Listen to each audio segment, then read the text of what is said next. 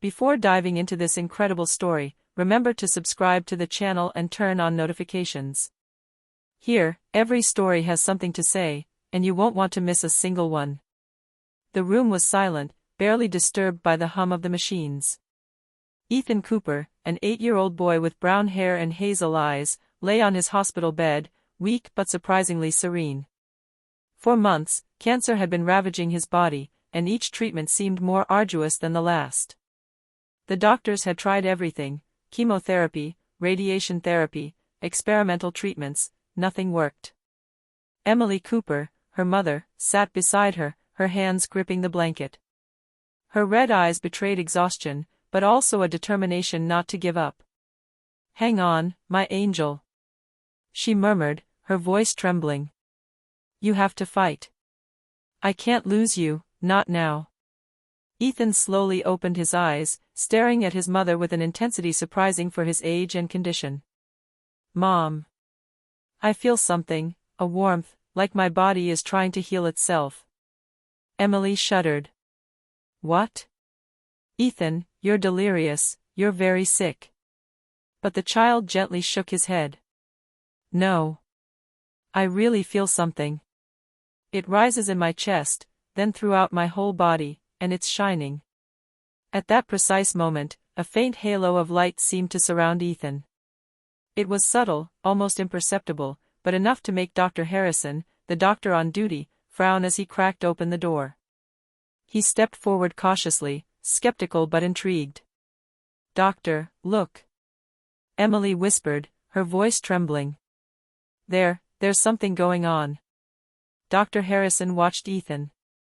The machines hummed differently, as if detecting an energy no one had yet measured.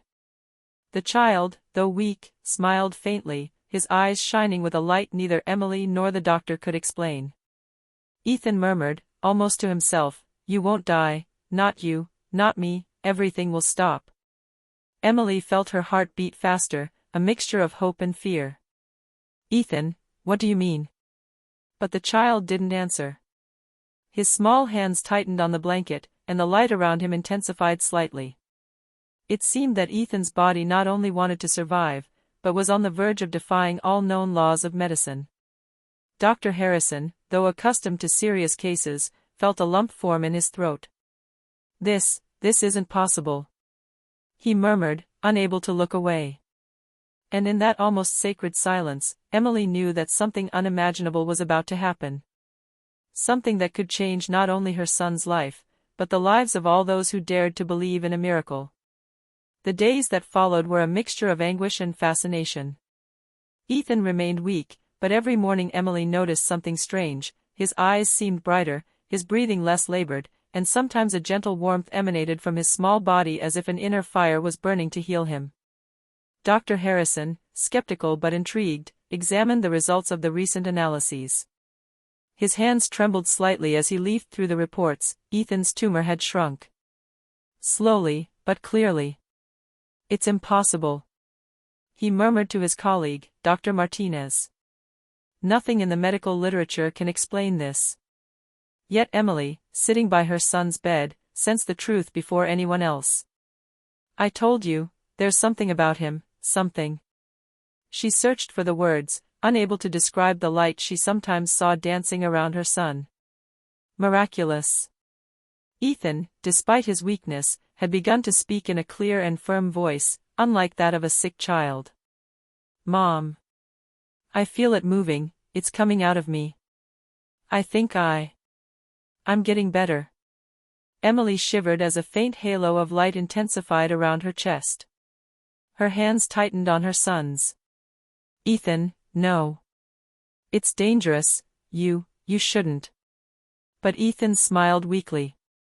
"No, Mom, it doesn't hurt, it's warm and light, like my body is expelling the illness."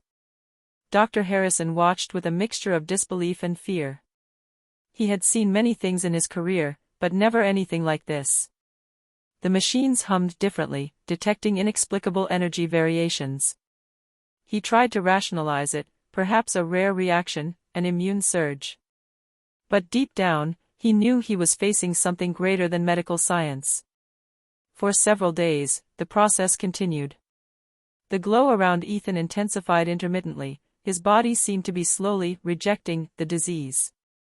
The doctors, powerless, watched this silent miracle unfold.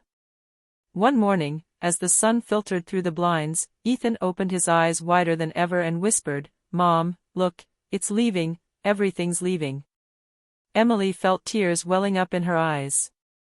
Her son's tumor, which had so worried the medical world, seemed to be fading away before her eyes. The soft light emanating from Ethan slowly dissipated, leaving a pale but vibrant boy, his eyes shining with a newfound strength. For the first time in months, Emily knew that her son had escaped death, and that what had just happened was beyond anything medicine could explain. "It's incredible," Dr. Harrison breathed. "I've never seen anything like it." Ethan, his eyes turned towards the ceiling, almost murmured to himself, "I need to learn why this happened to me, and how to help others." The miracle had just happened, but no one yet knew that this was only the beginning. A few days after the first miraculous regression, something unexpected happened. Ethan was sitting on his bed with his eyes closed when a gentle warmth began to radiate from his chest. Emily, who had been there since dawn, felt a strange vibration in the air, as if the room itself was breathing with her son. "Ethan, are you okay?" she asked, her voice trembling. The child opened their eyes, a faint but confident smile on their face. "Mommy, look. I think it's coming out." Before Emily could understand, a halo of soft, golden light began to emanate from Ethan's body. The light rippled slowly, like a living breath, illuminating the walls of the room with an otherworldly brightness. The machines hummed and churned, but Ethan remained calm, almost serene, as if he were controlling the energy flowing through him. Dr. Harrison and Dr. Martinez, summoned urgently by the nurses, rushed into the room. Their eyes widened when they saw the phenomenon. It's impossible," murmured Dr. Harrison, his throat tight. Ethan raised a trembling hand, and the light seemed to intensify. A feeling of warmth enveloped the room, but it wasn't painful. Emily felt a wave of comfort wash over her. Her son was getting better, but that wasn't all, the illness seemed to be literally leaving him. "It's as if he's expelling the cancer," murmured Dr. Martinez, unable to tear his eyes away. "Look at the scans, the analyses." The tests carried out immediately revealed the unimaginable. Ethan's malignant cells were rapidly disappearing. The little boy, pale but alive, was regenerating before their very eyes. Emily knelt beside him, holding his trembling hand. "Ethan, my angel, you're performing a miracle." The child smiled faintly. "I don't know how, but I feel I can help others." The medical staff remained frozen, unable to rationalize what they had just witnessed.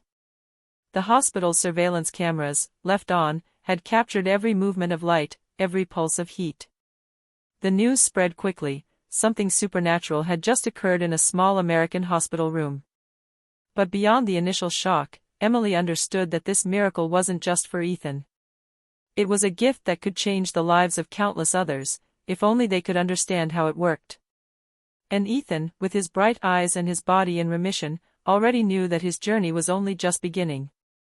A few weeks after the visible miracle, the Coopers' lives had changed dramatically. Ethan, once frail and ill, was now running through the hospital corridors, his crystalline laughter filling the air.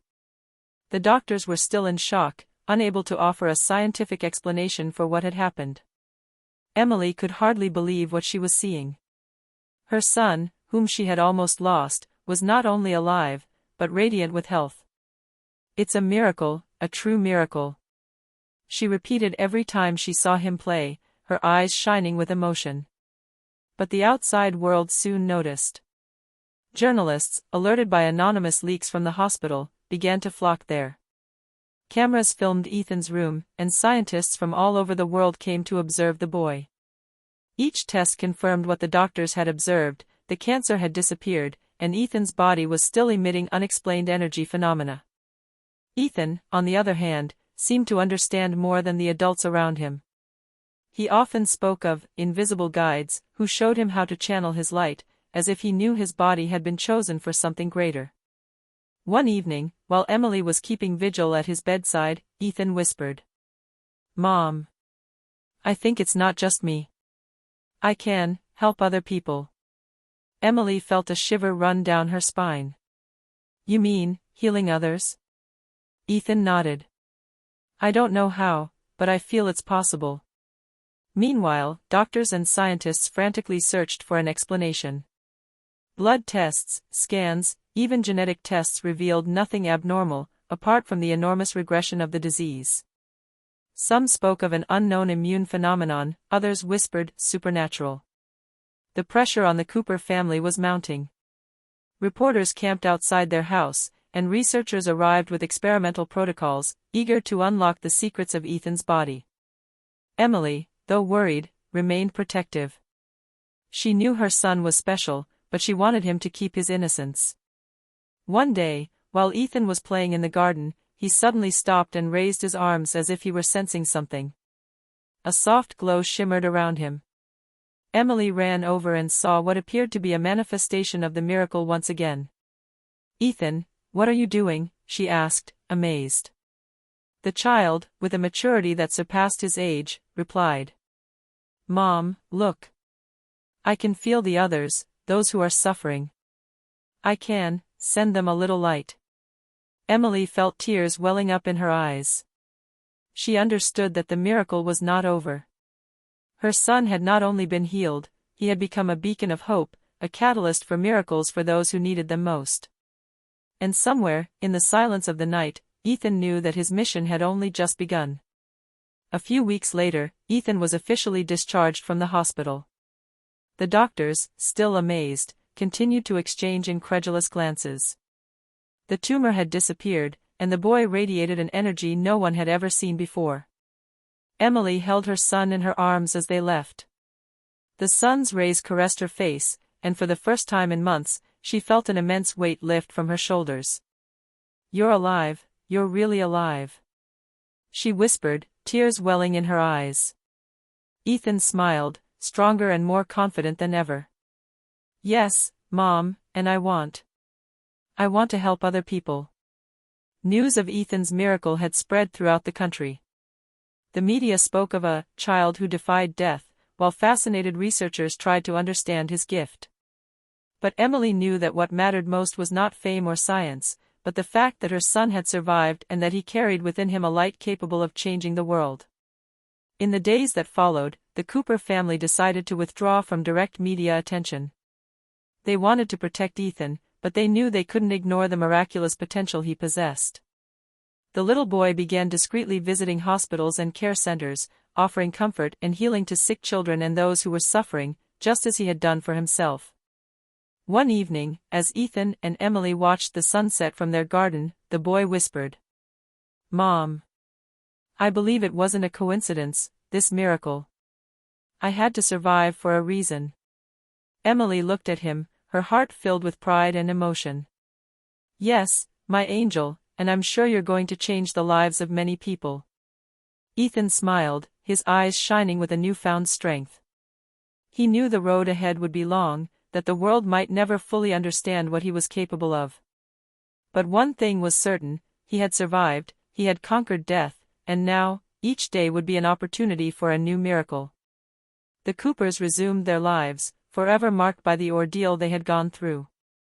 But with every smile from Ethan, with every ray of light emanating from him, they knew that this miracle was not just personal, it was destined to touch the whole world. And in the silence of quiet nights, Emily sometimes heard Ethan murmur to himself, "This is just the beginning."